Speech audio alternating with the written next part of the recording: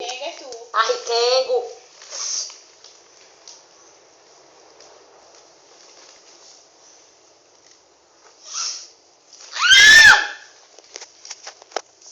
Tá comendo meu couro capilar.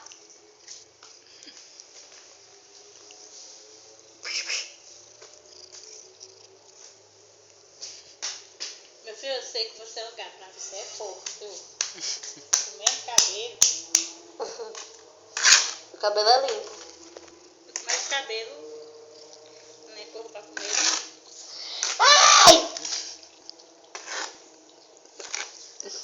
Para! Tá puxando os cabelos.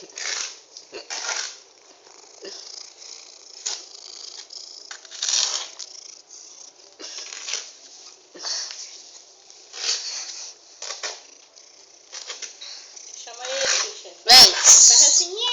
Miau.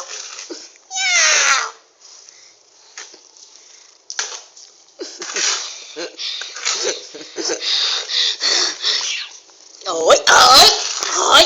A gata agora ficou sem o carro. Perdoe. Vai lá, que pode ser a mulher chamando pra ir pegar o mosaico. Vai lá, Anderson. Por favor, Anderson. Vai lá, meu filho. E chora, vem. Vem aqui, depressa, Anderson. Liga lá, Anderson. Gostei.